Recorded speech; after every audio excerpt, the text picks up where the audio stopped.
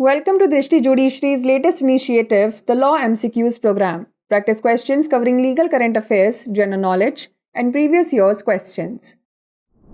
Let's begin today's session. The first question is, facts alleged by one party and denied by other in a case is termed as fact in issue, relevant fact, facts in law, or none of the above.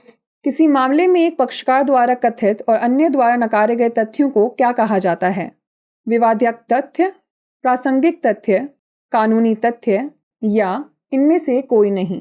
The correct answer is option A, fact in issue. इसका सही उत्तर है option A, विवादक तथ्य। Facts in issue are the matter which are in dispute between the parties to the suit or proceedings and brought before the court for its decision. Section 3 of the Indian Evidence Act defines the term fact in issue. Facts in issue form the foundation on which the case is decided. विवादक तथ्य वे मामले हैं जो वाद या कार्यवाही के पक्षकारों के बीच विवाद में हैं और निर्णय हेतु न्यायालय के समक्ष लाए गए हैं। भारतीय साक्ष्य अधिनियम की धारा 3 विवादक तथ्य शब्द को परिभाषित करती है।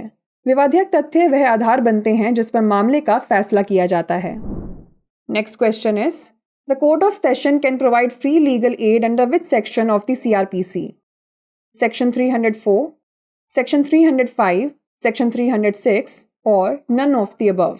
सत्र न्यायालय CRPC की किस धारा के तहत निःशुल्क विधिक सहायता प्रदान कर सकता है? धारा 304, धारा 305, धारा 306 या इनमें से कोई नहीं। The correct answer is option A, section 304। इसका सही उत्तर है ऑप्शन ए, धारा 304। Section 304 of the CRPC lays down the provisions related to free legal aid. Whenever it appears to the court of session that the accused does not have a sufficient means to engage a pleader for his defense, a pleader shall be provided to him at the state's expense. Article 39A of the Indian Constitution provides the right of free legal aid. CRPC की धारा 304 निःशुल्क विधिक सहायता से संबंधित प्रावधान निर्धारित करती है। जब भी सत्र न्यायालय को यह प्रतीत होता है कि अभियुक्त के पास अपने बचाव हेतु एक वकील को नियुक्त करने के पर्याप्त साधन नहीं है, तो उसे राज्य के खर्च पर एक वकील प्रदान किया जाएगा। भारतीय संविधान का अनुच्छेद 39A निःशुल्क विधिक सहायता का अधिकार प्रदान करता है। Next question is, which of the following statements are wrong related to perpetual injunction? It is mentioned under Section 37 of the Specific Relief Act 1963. It is granted by a decree. It can be granted without hearing a defendant, or it can be granted on merits. शाश्वत व्यादेश से संबंधित निम्नलिखित में से कौन सा कथन सही नहीं है? विशिष्ट अनुतोष अधिनियम 1963 की धारा 37 में उल्लेखित इसे एक डिक्री द्वारा प्रदान किया जाता है, इसे प्रतिवादी को सुने बिना प्रदान किया जा सकता है या इसे योग्यता के आधार पर प्रदान किया जा सकता है। The correct answer is option C, it can be granted without hearing the defendant. इसका सही उत्तर है ऑप्शन सी, इसे प्रतिवादी को सुने बिना प्रदान किया जा सकता है। A perpetual injunction refers to the permanent prohibition of a person from either performing or refraining from a particular action. This concept can be found in subsection 2 of Section 37 of the Specific Relief Act. As per subsection 2 of Section 37 of the Specific Relief Act 1963, a perpetual injunction cannot be granted without hearing the merits of the case. शाश्वत व्यादेश का तात्पर्य किसी व्यक्ति को किसी विशेष कार्य को करने या उससे परहेज करने से स्थायी निषेध करना है। यह अवधारणा विशिष्ट अनुतोष अधिनियम की धारा 37 की उपधारा 2 में पाई जा सकती है। विशिष्ट अनुतोष अधिनियम 1963 की धारा 37 उपधारा 2 के अनुसार मामले की योग्यताओं को सुने बिना स्थायी निषेधाज्ञा प्रदान नहीं की जा सकती है। Next question is, in the protection of women from domestic violence act 2005, domestic violence includes economic abuse, sexual abuse, both A and B, और नन ऑफ द अबव।